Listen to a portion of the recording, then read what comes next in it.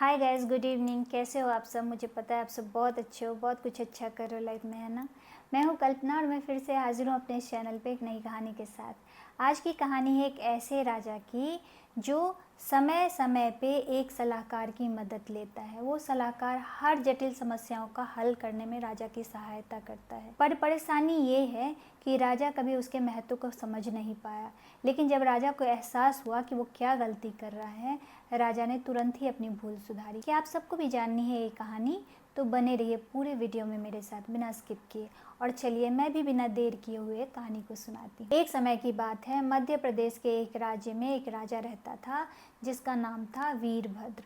वो एक दिन अपने सिपाहियों के साथ आखेट से लौट रहा था तो उसे बहुत जोरों की प्यास लगी। उसकी नज़र तरबूज के खेत पे गई। उसने सिपाहियों को कहा कि जाओ 2-4 पके तरबूज तोड़ के ले आओ, जिससे प्यास भी बुझ जाएगी और भूख भी शांत होगा। वहीं पे एक आदमी बैठा था जो अंधा था।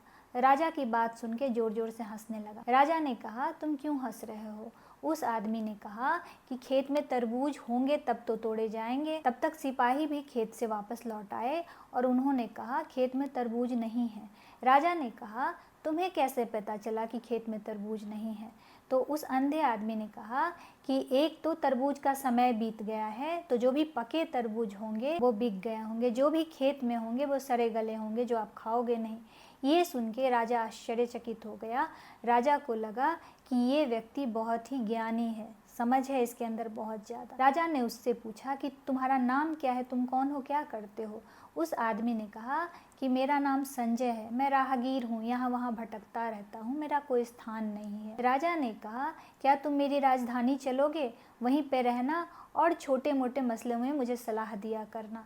उसने तुरंत ही हाँ कर दिया। राजा संजय को लेकर अपने राजधानी लौट आया और संजय के लिए एक छोटा सा झोपड़ी बनवाया गया। 2 वक्त की रोटी की व्यवस्था कर दी गई उसके लिए और समय बीतने लगा। एक दिन राजा के दरबार में कुछ हीरों के व्यापारी आए और उन्होंने हीरों का जो भी अपना सामान था वो राजा के सामने पसार के लगा दिया और राजा को कहा, महाराज इसमें कुछ असली हीरे हैं और कुछ नकली हीरे हैं। क्या आपके राज दरबार में कोई ऐसा जौहर है जो असली और नकली हीरों के बीच का फ़र्क बता दे? जो भी पहचान लेगा कि इसमें से असली हीरा कौन है और नकली हीरा कौन है, मैं सारे हीरे आपके राज दरबार में यहीं पे रख के जाऊंगा। ये सोच के राजा ने सारे जौहरों को बुलवा भेजा। सारे जौहर आए और हीरों की परख करने लगे। हीरे इतने अच्छे से तरासे गए थे कि फ़र्क करना नामुमकिन था। कोई भी नहीं पहचान पाया कि असली हीरा कौन है और नकली हीरा कौन है। ऐसे में राजा को संजय की याद आई। राजा ने तुरंत ही सिपाहियों को कहा कि जाओ संजय को बुला के ले आओ। संजय को बुलाया गया। संजय राज दरबार में आया तो संजय को सारी बात समझा दी गई। संजय ने बड़े आराम से एक हीरा अपने दाहिने हाथ में लिया और दूसरा हीरा अपने बाएं हाथ में लिया। हीरों को लेके वो राज दरबार से बाहर आंगन में चला गया। सब लोग आश्चर्यचकित संजय को देख रहे थे कि क्या कर रहा है। थोड़ी ही देर में संजय राज दरबार में वापस आया और असली हीरा राजा के हाथ में रखते हुए बोला, महाराज ये असली हीरा है। राजा ने प्रश्न भरी निगाहों से व्यापारी की तरफ देखा तो व्यापारी ने कहा, महाराज ये सच बोल रहा है, वो असली हीरा है। ये सुन के सभी दंग रह गए। राजा ने पूछा, संजय तुमने ये कैसे किया? संजय ने कहा, महाराज बहुत आसान है। मैं दोनों हीरों को लेकर धूप में गया। जो असली हीरा था वो सामान्य रहा और जो हीरा शीशे का बना था वो गर्म हो गया। मैं पहचान गया कि असली हीरा कौन सा है। संजय की समझ देख के सब लोग बहुत ही आश्चर्यचकित थे। राजा ने तुरंत ही सिपाहियों को कहा कि संजय के लिए 3 वक्त के खाने का इंतजाम कर दिया जाए। संजय खुशी खुशी अपने झोपड़ी में लौट आया। समय बीतने लगा। एक दिन उसी राज्य में एक बहुत बड़ा जमींदार रहता था जिसके पास बहुत सारी ज़मीन थी। उसकी मृत्यु हो गई और उसके 2 बेटे थे। दोनों बेटों में ज़मीन जायदाद को लेकर झगड़ा होने लगा क्योंकि वो जो ज़मींदार था उसका जो ज़मीन था वो बहुत जटिल था। कुछ ज़मीन झरने में पड़ता था, कुछ ज़मीन जंगल में पड़ता था, कुछ ज़मीन पहाड़ों पे पड़ता था और कुछ ज़मीन मैदानी इलाके में था। तो उसका बंटवारा करना थोड़ा मुश्किल था। दोनों भाइयों के बीच काफ़ी झगड़ा होने के बाद दोनों भाई ग्राम पंचायत में गए और अपनी समस्या रखी। ग्राम पंचायत के जो मुखिया थे उन्होंने बहुत ही बारीकी से देखा। मैदानी हिस्सों का जो ज़मीन था उसका बंटवारा करना तो आसान था, लेकिन जो जंगली हिस्से में थे, जो पहाड़ी हिस्से में थे, झरने में थे, उनका बंटवारा करना बहुत मुश्किल हो रहा था। तो उन्होंने कहा कि ये हमसे नहीं हो सकता है। दोनों भाई राज दरबार में आए और राजा के सामने अपनी समस्या रखी। राजा ने ज़मीन जायदाद का जो फैसला करने वाले मंत्री थे उनको बुलवा भेजा। वो लोग आए, दोनों भाई की कहानी सुनी, समस्याएं सुनी और हल निकालने की कोशिश करने लगे, पर कोई भी उसका हल नहीं निकाल पाया। फिर से राजा को संजय की याद आई। संजय को बुलाया गया और संजय ने कहा, ये मामला तो बहुत ही आसान है। तुम दोनों भाई में से एक भाई सारे ज़मीन के टुकड़ों को कागज़ पे नक्शा बना लो, उनके आधे आधे हिस्से बांट दो एक भाई को, दूसरा भाई अपना मनपसंद हिस्सा चुन ले।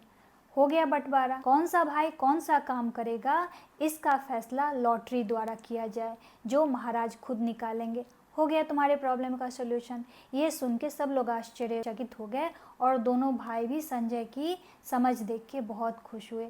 उनके ज़मीन का बंटवारा बहुत ही आसानी से हो गया और दोनों भाई खुश भी हो गए। इस तरह हर जटिल समस्या का समाधान करने के लिए राजा संजय को बुलवाते और संजय बड़े ही आसानी से चुटकियों में हर समस्या का हल निकाल देता। समय बीतने लगा। एक दिन राजा दोपहर में अपने महल में टहल रहे थे तो उन्हें संजय की याद आई। उन्होंने सोचा क्यों न संजय के पास जाके बैठा जाए, थोड़ा कुछ महल से जुड़ी हुई समस्याएं थी संजय के पास रखी जाए और उसका निराकरण ढूंढा जाए। उन्होंने संजय को बागीचे में बुलवा भेजा और खुद भी बागीचे में पहुंच गए और संजय से बात करने लगे।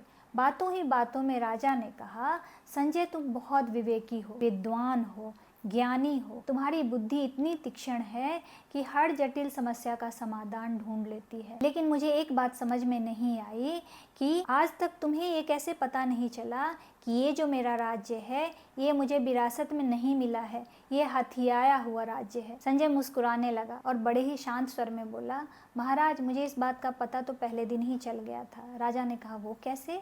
संजय ने कहा, कोई भी व्यक्ति जो राज्य परिवार में पैदा हुआ हो वो किसी ऐसे व्यक्ति को जो हर जटिल समस्या का समाधान करने में उसकी सहायता करता है, उसे अपने महल से कोसों दूर एक छोटी सी झोपड़ी में 3 वक्त की रोटी पे तो नहीं रखेगा। ये सुन के राजा का चेहरा शर्म से झुक गया और राजा ने तुरंत ही सिपाहियों को आदेश दिया कि संजय के लिए एक महल बनवाया जाए। तो देखा आपने, कोई भी ऐसा व्यक्ति जो हमारे लिए महत्वपूर्ण है उसे इस बात का एहसास दिलाना ज़रूरी होता है कि आप मेरे लिए खास हो, क्योंकि एक तो वो उसका हकदार है, उसका हक बनता है कि हम उसे सम्मान दें, और दूसरा उसे सम्मान मिलता है तो उसे खुशी होती है और वो अपने काम को और भी नेकी से और भी ईमानदारी से करता है। इसी आशा और उम्मीद के साथ कि आप सबको मेरी कहानी अच्छी लगी होगी, और अगर लगी है तो चैनल को सब्सक्राइब कर लीजिए, वीडियो को लाइक कर दीजिए, कमेंट बॉक्स में अपना प्यार भेज सकते हैं ताकि मैं और अच्छी कहानियाँ आप लोगों के लिए लेके आती रहूं। तो चलिए मिलती हूँ एक नई वीडियो में एक नई कहानी के साथ। तब तक के लिए आप सबको जय हिंद।